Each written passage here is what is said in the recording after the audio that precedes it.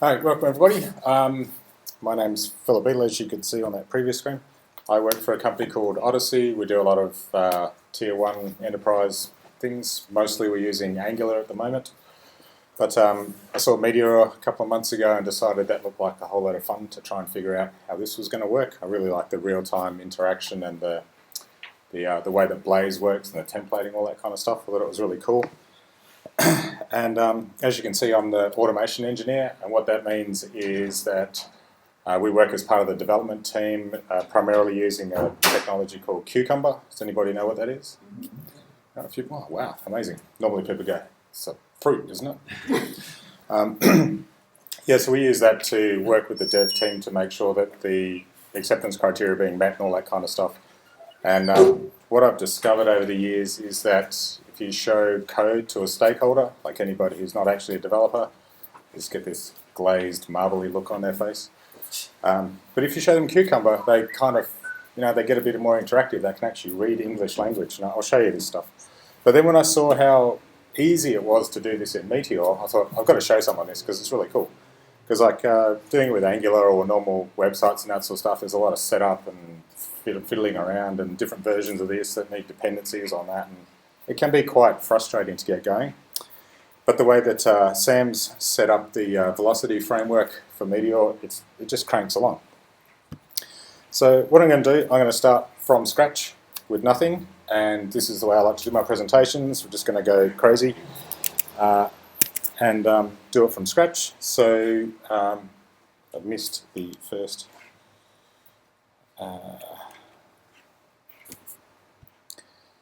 Alright, so we'll use Meteor, the create command.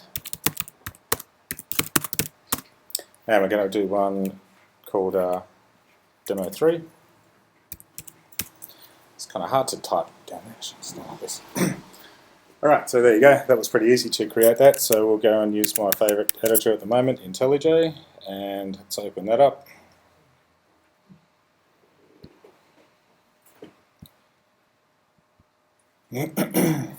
And put that in a new window.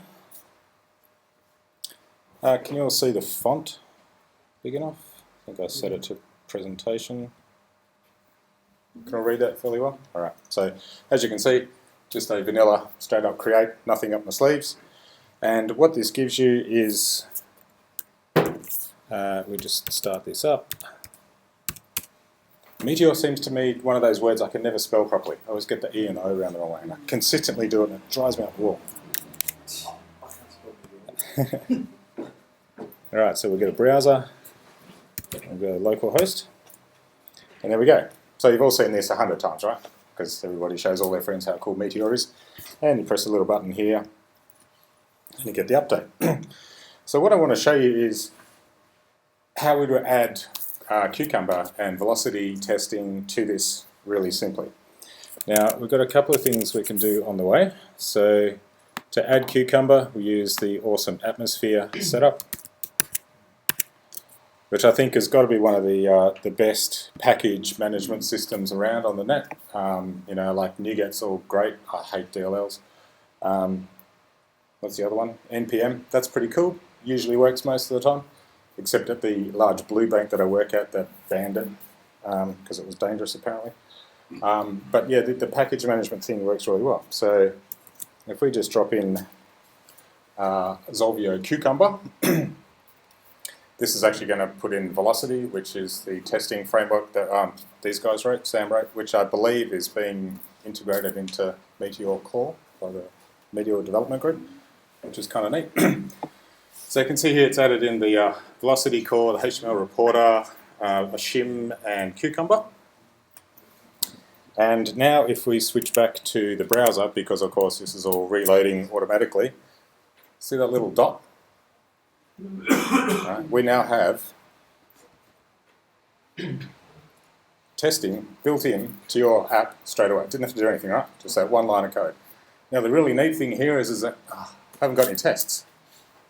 Alright, let's add some tests. So how do you just press that button there, right? Done.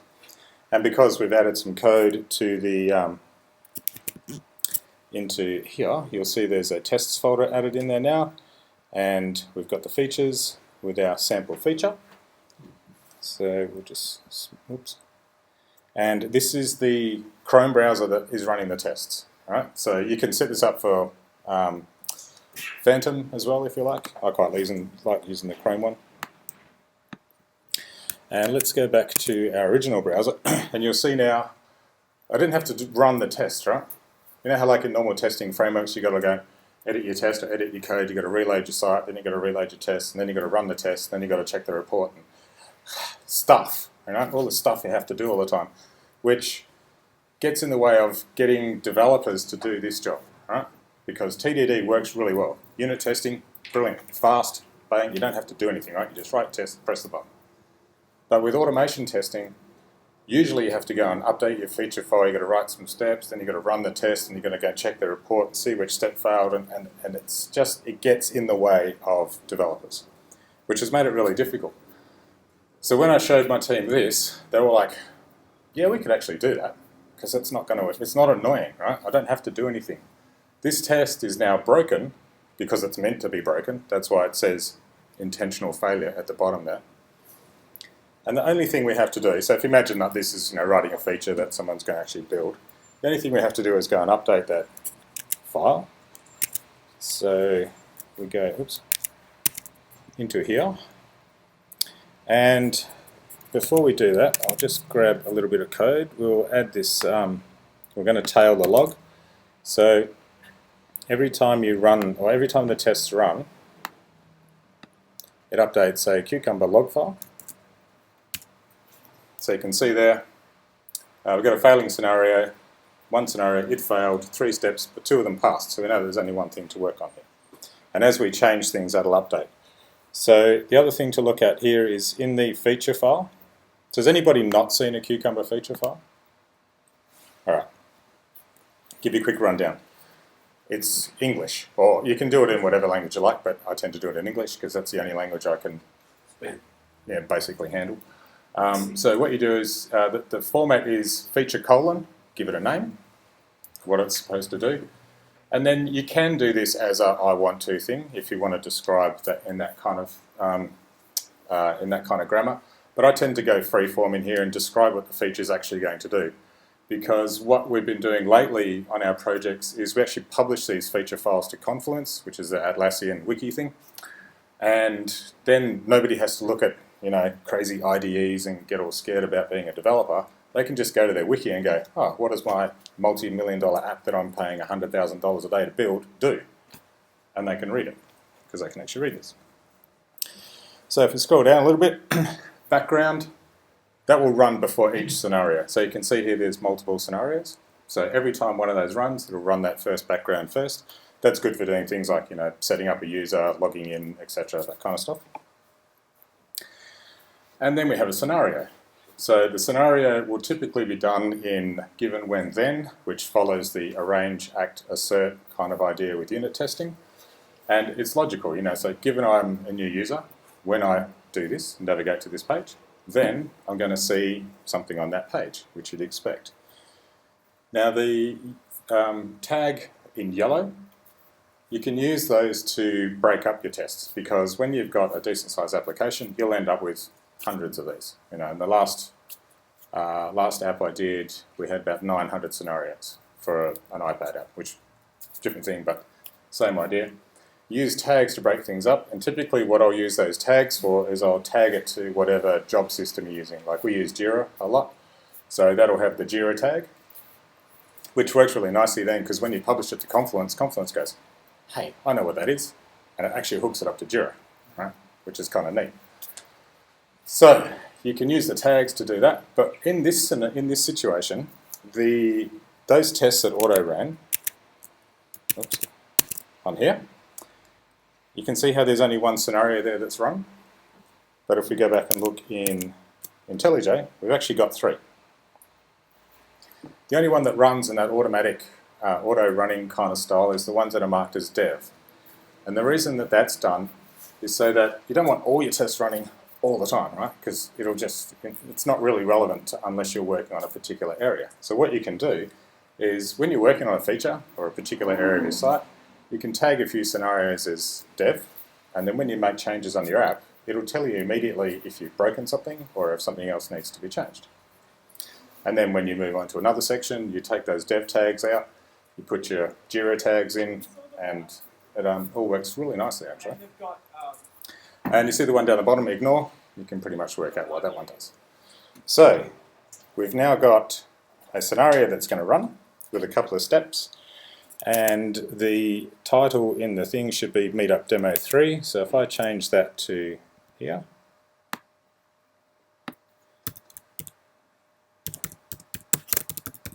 and all I have to do is save that, or make sure it runs a test, voila, green. So then when you minimize this little thing here, you can work. As long as that's green, you know everything's going all right. You haven't broken anything that you're particularly working on. As soon as it goes red, it's, oh, what have I done? You know, just go and have a look. And it tells you exactly. Because you noticed before that it actually showed you which line had broken, and that you can line up to a piece of code, find it really easily in your code.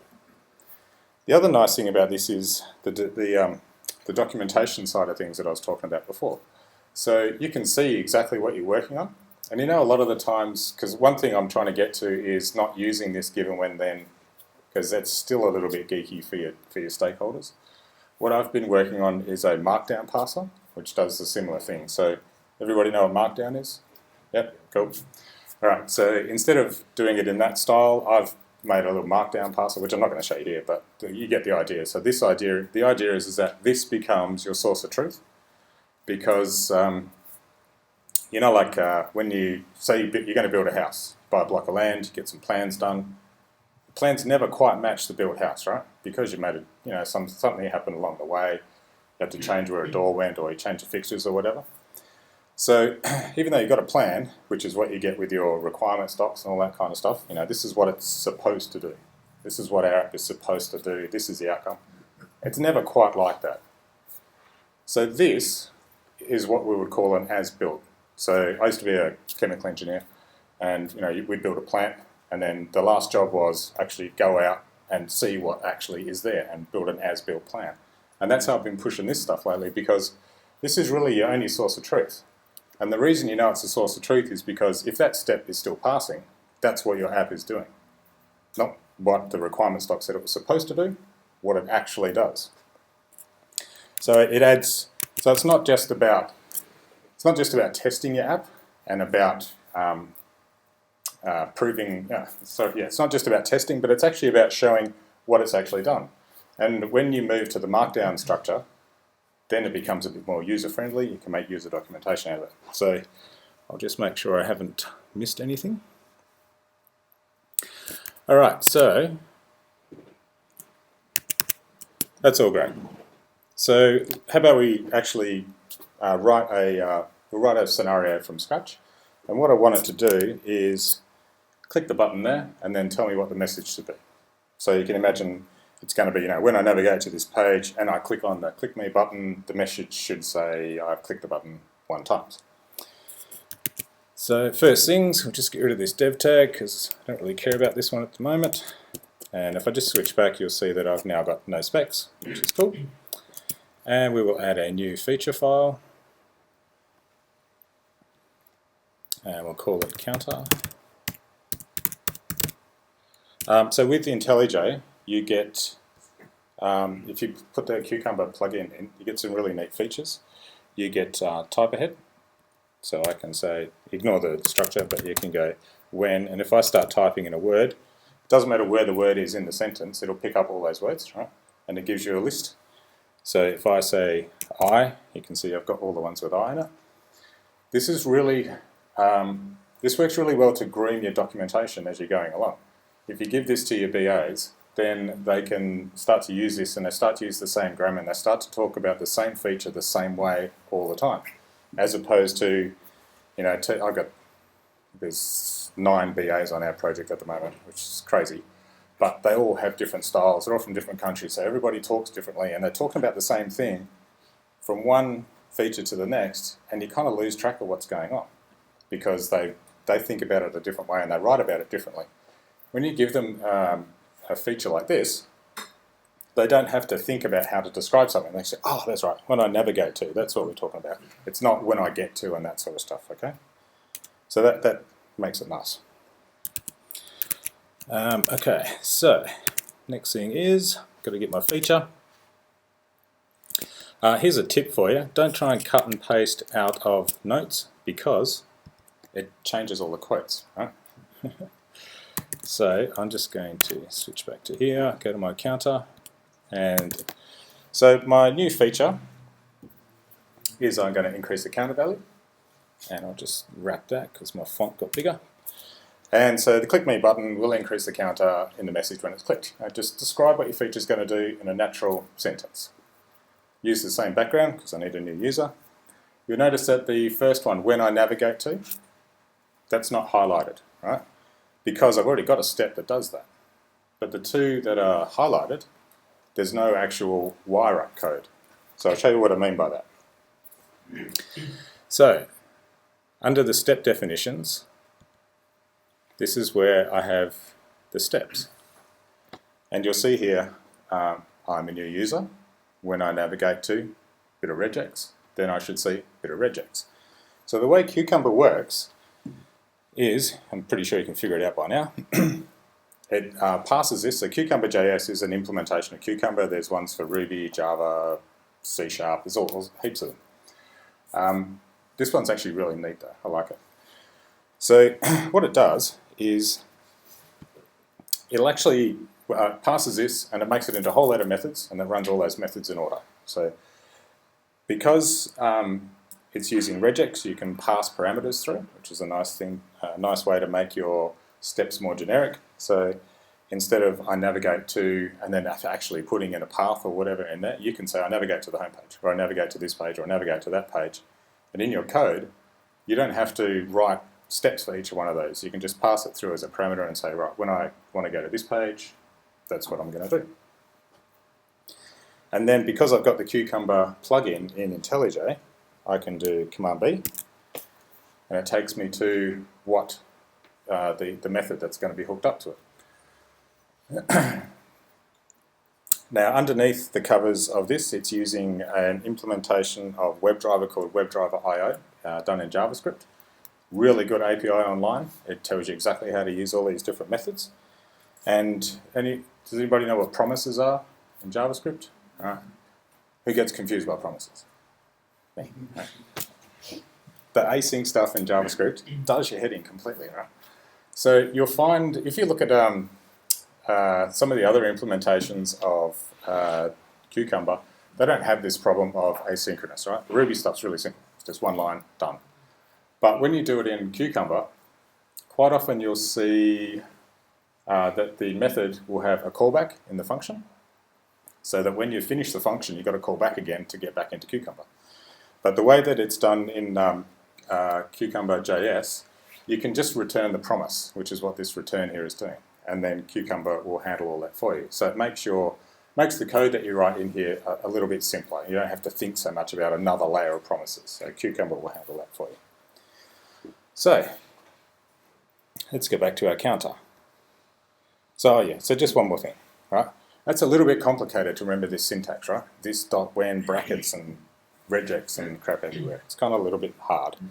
But what you can do is if I save this and switch back to our browser, you can see that I've now got a failing test because I've got two steps that are not defined. Oh, okay, what am I going to do now? If you switch back to that log where we were tailing it, you'll see that Cucumber has kindly given you the steps. Yeah? So you can just cut and paste these into a file. So what we'll do that. We'll make a new JavaScript file and we'll call it counter steps. Steps.js. Done. And one thing you need to do is you need to actually export your function because it's a closure so that Cucumber knows where it is, which is what this syntax at the top here is, this module exports. So what I'm going to do, actually I can just cut and paste it from here, can't I? So we'll just grab this bit at the top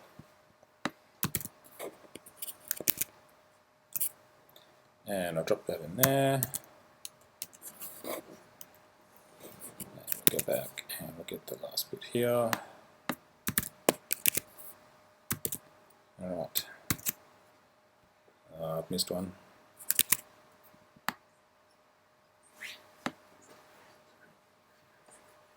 One more curly. Yeah, I always do this. I'll just go there. Is that right? Yeah. The one where it plays the model.exports. Yeah, one more there, isn't there? Yeah, that's it. Alright, there we go. Cool. Okay, see, we're a little bit complicated. I've been doing this for years and I still get it wrong. Alright, so now what you can do is just copy these two steps. Pop those in there. And when we go back to our browser, oops, you'll see that they're not missing now. It's found them, but they're pending because I did a callback pending. So what we need to do now is do something. So what do we want to do when we click? Right? I want to find that element somehow and do the action click. So this is where WebDriver IO comes in. You can pass it all sorts of things to find it. You can pass my least favorite of things, XPath. You can pass CSS selectors. You can pass IDs. You can pass names. You can pass partial text and that sort of thing, especially on buttons and links like that. So what we'll do is go back to my other project. Oh, that's what I was going to do. I'll just copy this. So, talking about XPath, CSS selectors and all this kind of stuff, right? You may have, if you've ever done any automation or heard people talking about it, you would have heard of what they call page objects or component objects. And the idea of that is to hide some of the complexity of finding these elements. So in our scenario here, we would say have a home page object, and on that home page we would have like a heading and the button and the text. So that in your test you don't have to go, find and then this great long string of how you're going to find it and then clicking and all that kind of stuff. You hide it behind an object. Used to be absolutely imperative to do this when automation happened 6 months after a project was finished and somebody just wanted to automate it to, I don't even know why they do it. But, and that was really difficult because you'd have developers, especially on bigger projects, no real pattern followed in the app. So like, button here would have an ID, on another page it hasn't got an ID, it's got a name, could be anywhere, and this is not a lie. I actually worked on a project by a rather large American company, and I needed to automate an OK button on what I thought was a JavaScript pop-up that said, do you want to proceed? Yes, no. Right? I couldn't get to this button. Nothing I could do, I couldn't find it. So I checked the source, this is not a lie actually. It was more than an A4 page of HTML to make this little thing. Right? I lost count at about 40 tables. They were using tables to make gaps. Right? How long ago was this? Last year. It's a very expensive project. They don't go anywhere. Anyway, so in that situation, you had to have page objects because you just couldn't do it any other way. You didn't want these great long lines of rubbish in my nice, neat testing code. I just wanted to say homepage click button, right? Which is what we're going to do now, and I'll show you. It's really simple. So I will just drop the folder that I copied before.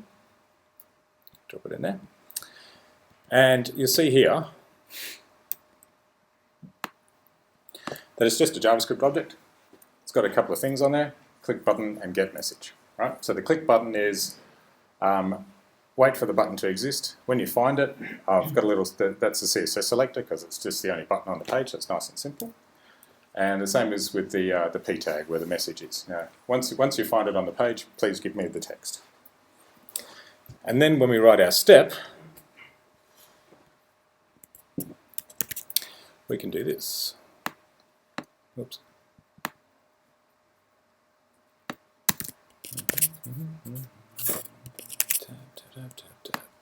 Does anybody use the website Shortcut Food? No? You should try it out. Shortcut Food's awesome because you can pick the app that you're using and it will teach you all the shortcuts for the app. which is way quicker than a mouse. So I actually go around at work sometimes and take people's mouses for half an hour and see if they can actually do anything, and it's really good fun. And then when they go, "Where's my mouse?" I send them a link, shortcut through.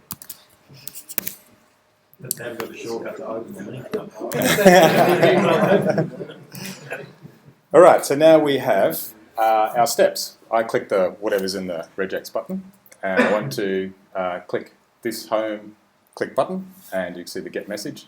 And you can see that the should become at the end there. That's using, what are we using this one? Mocha to do the library of assertions to say, it should become whatever's in that argument 1, which will be the parameter that comes through inside the regex. And then I want to notify the callback when I'm finished. And then that will all work. So if we go now and look at here, there you go. So that's all passing now. So what it actually did, if we look at, you can see it actually clicked it once. Right? If I had multiple, normally I have 3 screens, and you can put them all on different screens, you can watch it all happen. It's really cool. The other really neat thing about doing automation, especially on web apps and stuff like this, is anybody work in a bank or like tier 1s and that sort of stuff, or you've got cool like startup jobs. Insurance company account? Yeah, all that, those boring people that, kills me every day going to work. But you put this on a great big screen, right? Knock off a big TV out of their meeting rooms, put it up, get your automation just running all the time, and then sell popcorn. Because people just walk past and stand there going, they do. They waste half a day watching it. It's awesome. It's really good. All right, so you can see now that my automation is working. So what I might do is switch back to the code, because we've now got a problem. I used and this is what happens all the time when you use page objects, right? I click the parameter button, right? I'm not passing the parameter through because there's only one button, so I don't need it. But I know that later on I'm going to have to click the save button, I'm going to have to click the update button, which runs me into a problem. How do I switch the object? Right? How do I know which page I'm on?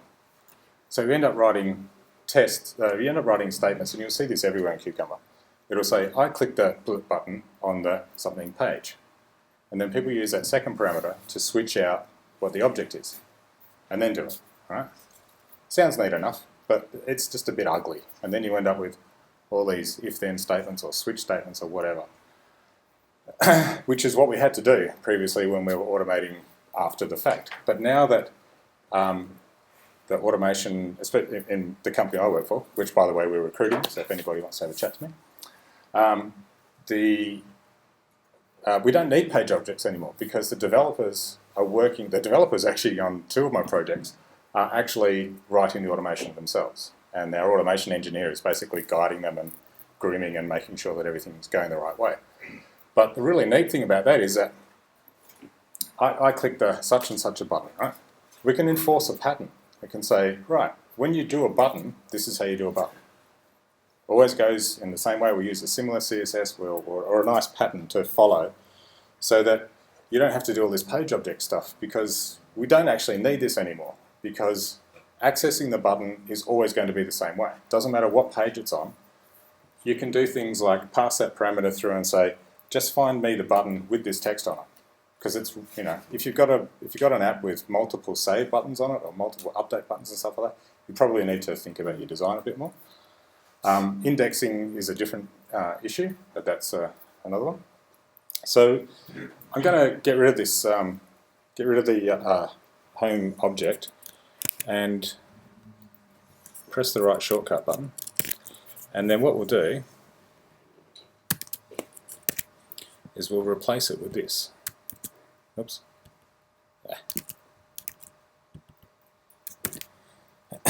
So you can see here that now what's happening is I'm actually going to use that argument. Oh, and I don't need that callback, because that was my cut and paste from Cucumber.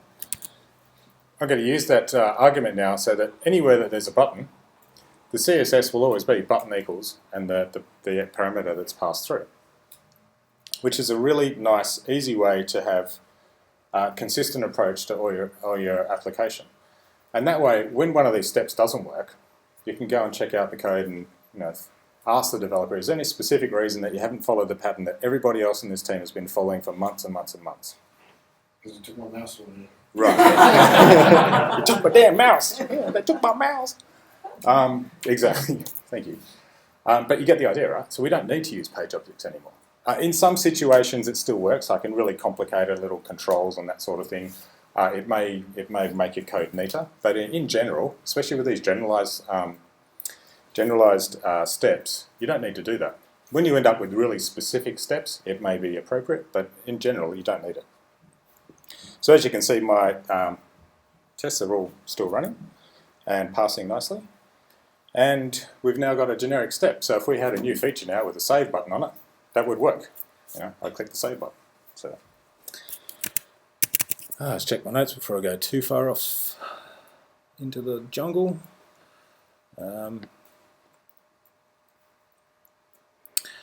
All right, I've got 4 minutes left, so what I want to show you is something that's got nothing to do with this subject at all, but it is something that's kind of fun, going along the lines of patterns and that sort of stuff. And given that Meteor is this new kid on the block and is finding new ways of doing things, and that Google comes out with something new every week, who's heard of material design? Yeah. All right, who likes material design? Yeah. Cool. Awesome. All right, so the thing I really like about Meteor is that as soon as you find something, you go, oh, cool, I wonder if I could integrate that. Some bright spark's already done. Right? So we just switch back to here and turn off Meteor. Go away, don't need you. And let's run this one. Got a settings file. No, don't need that. All right.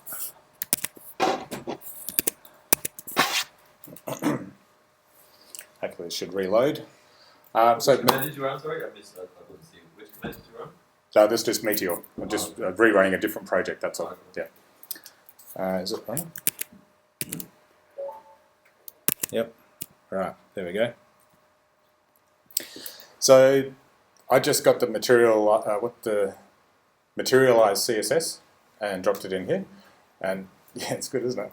And there's a atmosphere package to include it in Meteor, and now you've got an app with material design straight in, and then of course I just had to go and drop some Cucumber in there.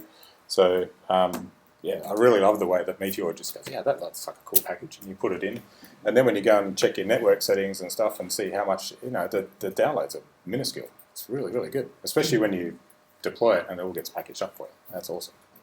So that's an alternative to Twitter Bootstrap that you would use? Yes, yeah, it's CSS and it's more of a component design than Twitter Bootstrap, and yeah, I don't know. It just looks a bit newer, the way that the themes that are coming out, that sort of thing. Mm-hmm. And I just wanted try something different. Yeah. I've been using Bootstrap for years, and I was just getting a bit, yeah, look, there's a Bootstrap site, awesome. So now we can go, yeah, there's a material design site. And that's me. Thank you very much.